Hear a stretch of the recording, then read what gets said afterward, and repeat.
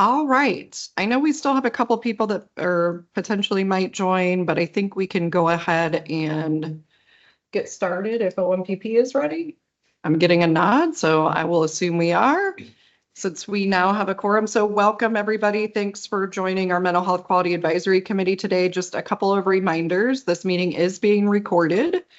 So just take that into account when you speak. And then if you could please mute your line, but not my line, the IND line, if you're not speaking, just so we can eliminate some background noise. That would be super helpful. And then also as a reminder, I will be doing the roll call voting. When we get to moments where we need to vote, you can aye, nay, or abstain as we go through the voting. So I will start us off then with the call to order and opening comments from Dr. Kuhn. Hi, good morning. I would like to call the Thursday, July 17th, 2025 MHQAC meeting to order. Did have a couple of things. I'd first like to welcome our latest addition to the OMPP pharmacy team, Carla Maxwell, joined our team earlier this month, and we're very excited to have her. I did also want to mention House Enrolled Act 1001 from the 2025 legislative session as it relates to the mental health medications. For those of you that may not know, there was new legislation passed that removes the prohibition previously in place that prevented preference on mental health drugs for the purposes of cost savings. The Mental Health Quality Advisory Committee will still continue to meet and act in an advisory role to the Drug Utilization Review Board. The new legislation additionally establishes that one member from the MHQAC is to sit on the Therapeutics Committee. And at the June 2025 DUR board meeting, Dr. Carol Ott was appointed to this role. So I wanted to take a minute to announce this and then also give a big thank you to Dr. Ott, who is and has been truly valuable to IHCP. So thank you so much, Dr. Ott, for all that you have done for Indiana Medicaid. Thank you. And yes, thank you, Dr. Ott. Appreciate it. The next item on the agenda is the approval of minutes. If I could have a motion in a second or comments and discussion if need be. So moved. Second. All right, I have a motion in a second. So Dr. Andreessen.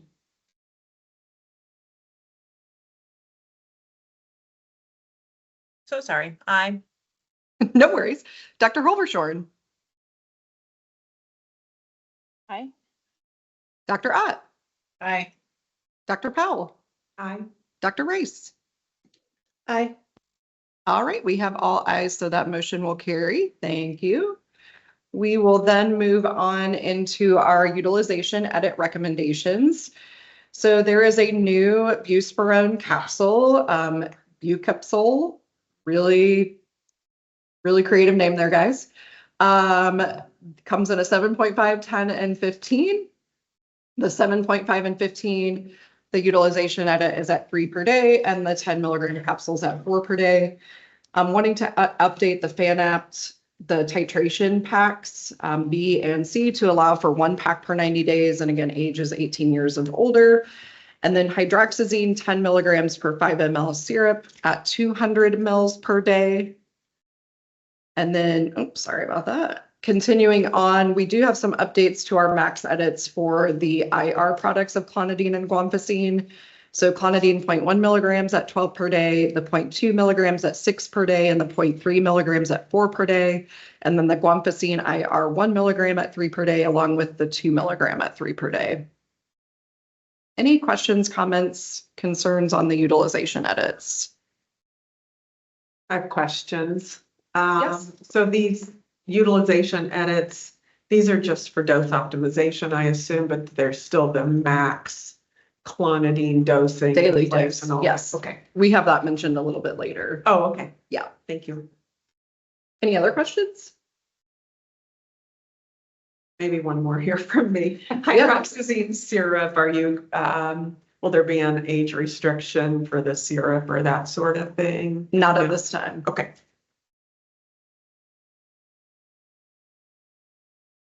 If there are no other questions, if I could get a motion in a second, please. So moved. This is Carol, a second. Thanks, Dr. Ott. All right, I have a motion in a second, so I'll go through the voting. Dr. Andreessen. Aye. Dr. Holbershorn, Aye. Dr. Ott, Aye. Dr. Powell, Aye. Dr. Rice. Aye. All right, we have all ayes, so that motion will carry. Thank you.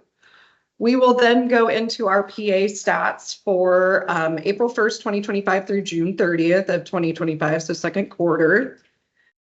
So here's overall the totals, and I think it'll help when we actually look at it in graphical form. But just one thing to note, and you'll see it in the graph, we do see a decrease over the summer timeframe, especially in the stimulants as kids kind of go out of school and take some stimulant holidays. So everything decreases just a little bit in the summer. So you'll see that when we kind of look at this next group, and then we'll see it increase once school goes back in session. So when we look at our overall trending graph here, just a reminder, the number of PAs is in the bar chart, and then the approval rating is in the lines there to the right. And so you can see in that kind of like purpley blue, I will call it purple color, that's the stimulant. So you definitely can see that decrease from Q1 to Q2 again over the summer, but exactly what we would expect to see. Just a slight decrease in antipsychotics, but fairly consistent with what it was in Q4. So no real major changes there. And then the approval rating is very, very steady across our PA stats.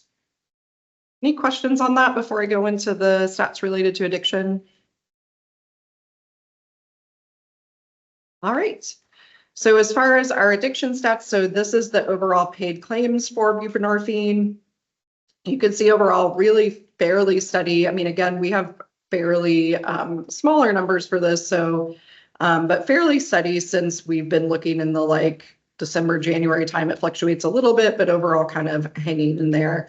Also steady on the buprenorphine, and the LAI is fairly steady as well. So nothing majorly changing there. When we look at our unique members, again, also fairly steady on the unique member space. And then for our prescribers as well. So we did see kind of like an uptick again and then go back down a little bit. So, but it's fairly steady with where we've been on buprenorphine. And then here's the PA request. Because it is such a small number, it really looks like a crazy graph, but it just is because it does change and it becomes pretty cyclical with some of our members. The vast majority of them, again, are people that are truly requesting non-preferred agents and don't have rationale necessarily to support the non-preferred agents. So a lot of times that's why you see the denials higher than the approvals. But overall, a relatively small number, again, since the PA is open. Any questions on those before we move on to our managed care groups?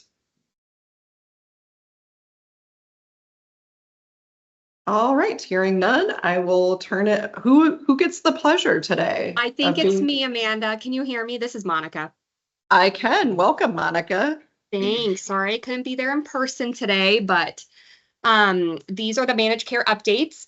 So this first slide, we have our buprenorphine claims. I want to call out United and Humana use the right axis instead of the left axis, and that was just because of the population size and the number of claims, so a little bit different. Overall, you see pretty stable numbers except for United. Overall, the volume is low, and we see a little bit of population growth, so that's kind of the driver of that, but because we're on that smaller axis, it's a little more exaggerated as well. So nothing to call out specifically here. This slide is the unique members, so just want to call back out to United. So we had, an increase in numbers from quarter to quarter, and we kind of continue to see that growth. So that's the driver of that little bit of an increase from the end of quarter 4, 2024 to the first quarter in 2025. But overall, again, pretty stable from the groups. This slide, unique prescribers.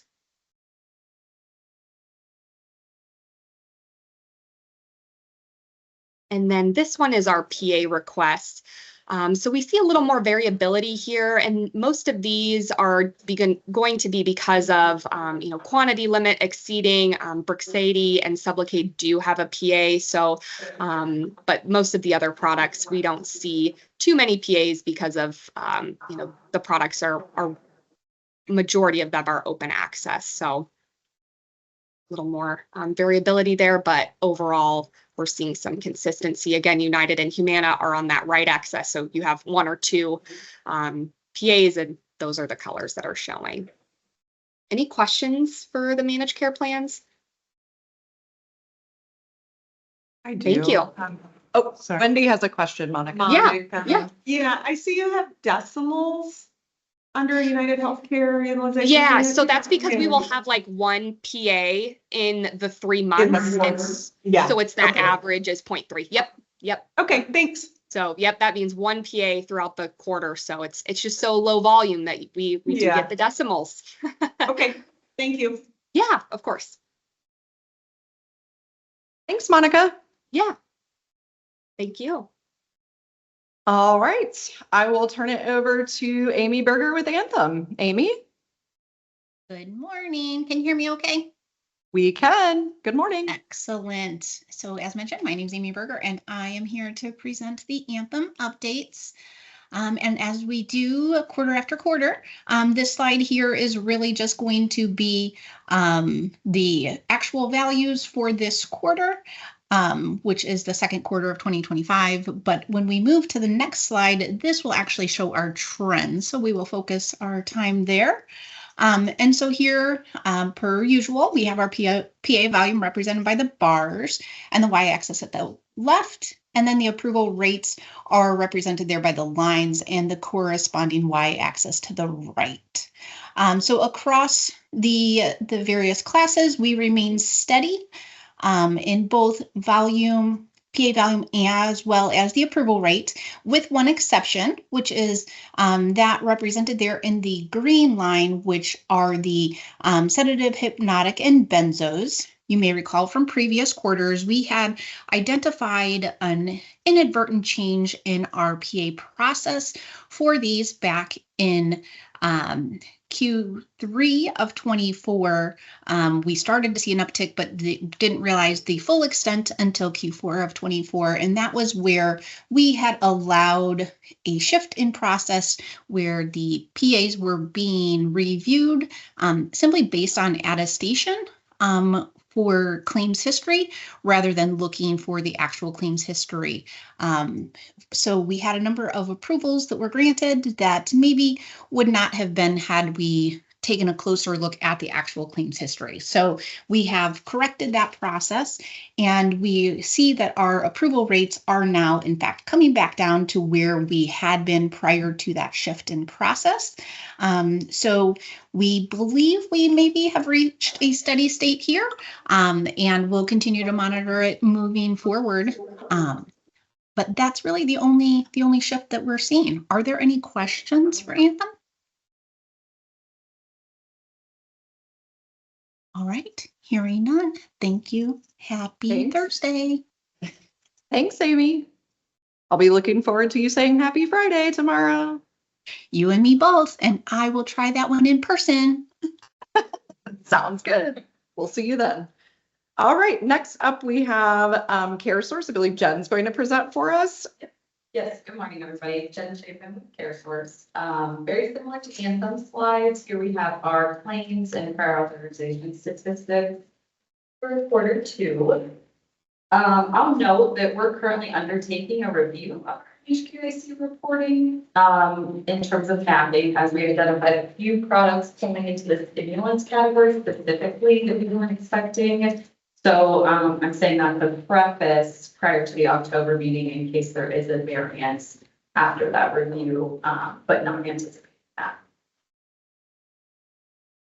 Next slide. So here we have our PA volume and approval rates. Our PA volume was updated last quarter to report volume of approvals and denials combined.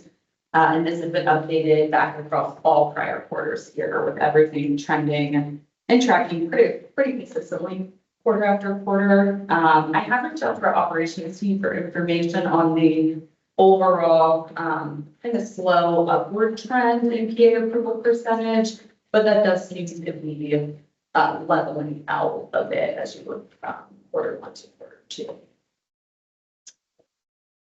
That's all I have. So are there any questions or answers? Okay. Thanks, Jen. We will now turn it over to Humana. I'm not sure. Hey, good afternoon. This is Melissa Perut. Can you all hear me? Yes, we can. Hi, Melissa. Awesome.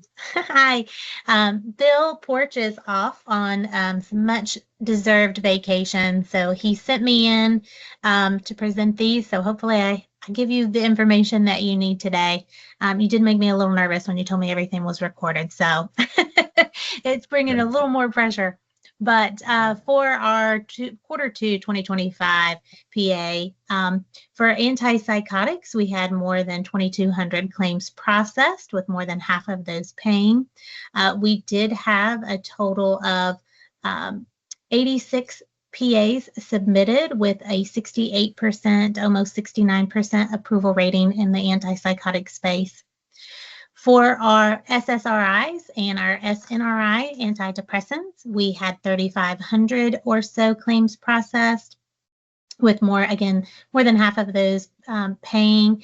And we had a total of 25 prior authorizations submitted with a 76% approval rating. For our stimulants and ADHDs, we had 77 claims processed. More than half of those paying, and 11 prior authorizations submitting with a 54% approval rating. And last but not least, we did have on our sedative hypnotics and our benzodiazepines over 1,300 claims processing, more than half of those paying. And we had 62 prior authorizations submitted with a 70% or 69% approval rating. Our next slide does put this in graphical for you. And as you can kind of see, we are also kind of reaching that steady state situation over the course of the year. Any questions or concerns? Thank you. Thanks, Melissa. You did Bill proud. He'll be happy to hear that. All right. Next, we will turn it over to Marissa at MDWise. Marissa? Good morning, everyone. Can you hear me okay? Yes, we can. Good morning. Okay, thanks.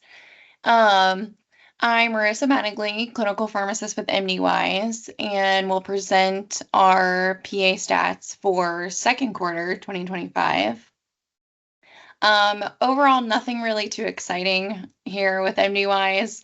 On this slide, we have PA volume and approval rates for each mental health drug category.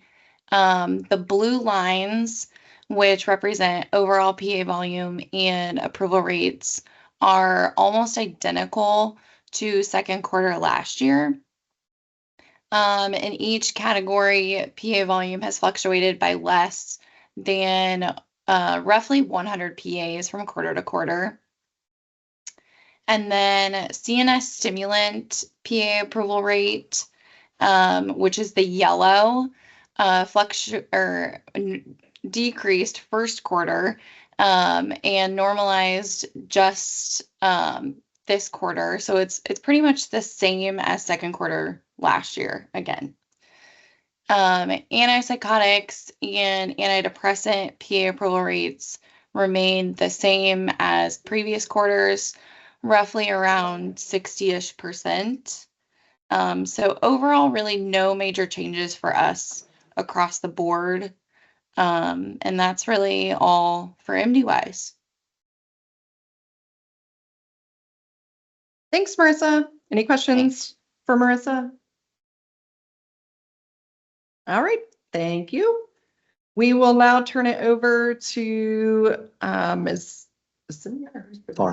Farhan. Hi, Farhan. Farhan's Yeah. presenting for MHS. Welcome. Yeah, Cindy's no longer here. So, but yeah, good morning, guys. So I'll be presenting for MHS. So this obviously is the PA stats for the MHQAC for the 4 different categories. Overall, just the only thing to say is it's holding out the same from last quarter.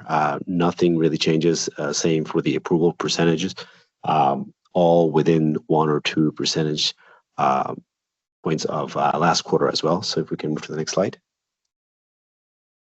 And looking at the trend and the PA volume, just like everybody else said, mostly holding out the same from Q1 of 2025 to Q2 of 25.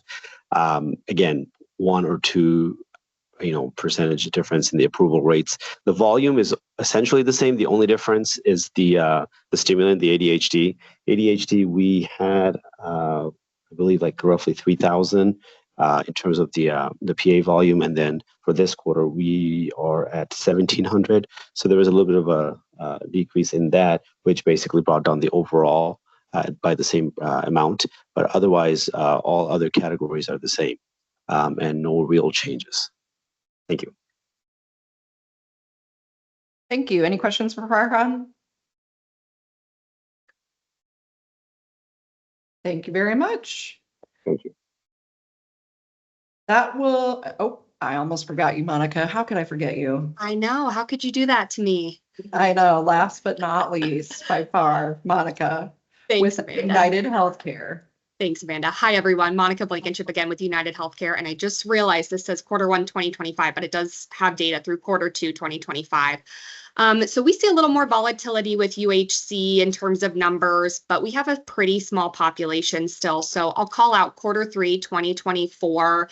We have the Pathways program that went live. So we did see an increase overall in our number of PAs, and that's starting to steady out a little bit more as we get more consistent and have some more member months with our new population. Overall, our approval percentages are, again, like I said, starting to be a little more consistent with the exception of the stimulants. We did see an increase in overall percentage approval in Q1 of 2025. That's come back a little closer to baseline in Q2 2025. But if you look at that yellow bar, which represents the stimulant category, that number of PA requests is very small. So you just see a little more volatility with just 1 or 2 additional PA approvals versus a denial. And we attribute that pretty much to kiddos going back after the first of the year, potentially causing it, but everything looks to be adjudicating correctly and then prior authorizations being reviewed correctly. So nothing to call out besides that. Are there any questions for United? If not, thanks, Amanda. Thanks, Monica. All right. Next item on the agenda then is our wards and fosters update. Dr. Kuhn or Dr. Holbershorn or I don't have any. Dr. Kuhn has nothing. Dr. Holbershorn, did you have anything you wanted to add at this time?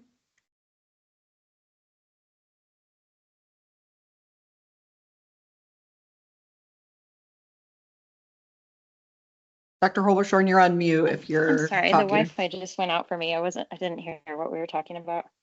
Oh, did you have any updates on the wards and fosters that you wanted to relay today? Oh yeah, nothing new, just the program continues. There continue to be decreased numbers of, outliers, so that's good. But yeah, nothing major to report. Thank you.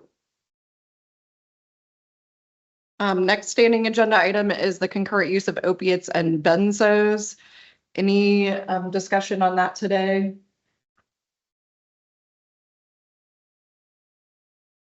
All right, I am hearing none. Any old business that anybody would like to discuss today?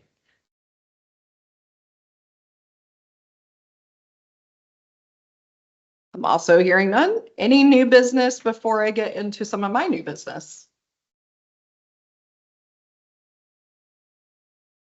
All right. So a couple things in new business today. So the clonidine guanfacine PA, we had a little bit of a spoiler alert from Wendy earlier on the max dose. So we did add a max daily dose limit to all clonidine and guanfacine products. with a caveat that requests for doses exceeding the max daily dose will be reviewed on a case-by-case basis. So for the clonidine IR and ER, XR, which includes the tablet, patch, and suspension, if they're greater than or equal to 18 years of age, it'll be 1.2 milligrams per day, and under 18 is 0.4 milligrams per day as an MDD, which was decreased from the 0.6. And then guanfacine IR/ER is at 7 milligrams a day for all ages. For the sedative hypnotic benzodiazepine PA, we are requesting to update the verbiage throughout to clarify that a lack of claims history for 90 days within the past 180 days would categorize the member as an initial utilizer versus an established utilizer. So just so there's some clarity there for some folks that maybe get confused on what truly an established utilizer means when we're talking about benzodiazepine therapy. 7 days does not qualify you as a established utilizer, nor does paying cash qualify you as an established utilizer through the program. So just trying to clarify that.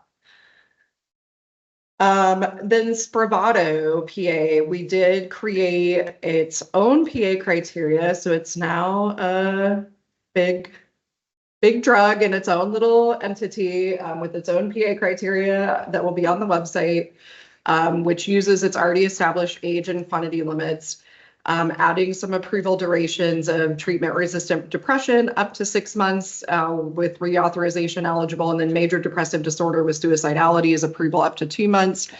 That additional criteria was provided over to you. There is some additional notes about being prescribed by or in consultation with a psychiatrist or psychiatric specialist, that they're in the REMS program, as well as not having any contraindications for the product.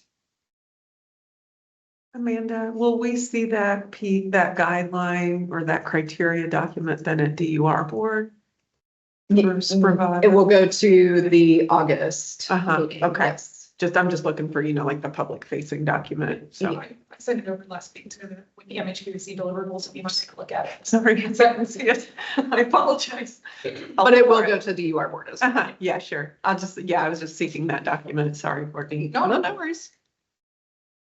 And then I already talked about this criteria. I probably should have just waited until my slide, but here's the slide for what I just said out loud, as well as the reauthorization criteria. And then that is all of our new business. Any questions or concerns on those items? If not, if I could get a motion in a second, please. So moved. This is Carol, second. Thank you. I have a motion and a second, so I'll take the vote. Dr. Andreessen. Approve. Dr. Holbershorn. Approve. Dr. Ott. Aye. Dr. Powell. Aye. Dr. Rice. Aye. All right, we have all ayes, so that motion will carry. Thank you. Did we have any new agenda items for the next meeting that we wanted to encompass in new business? Anything else? Anybody had a burning desire to talk about at our next meeting?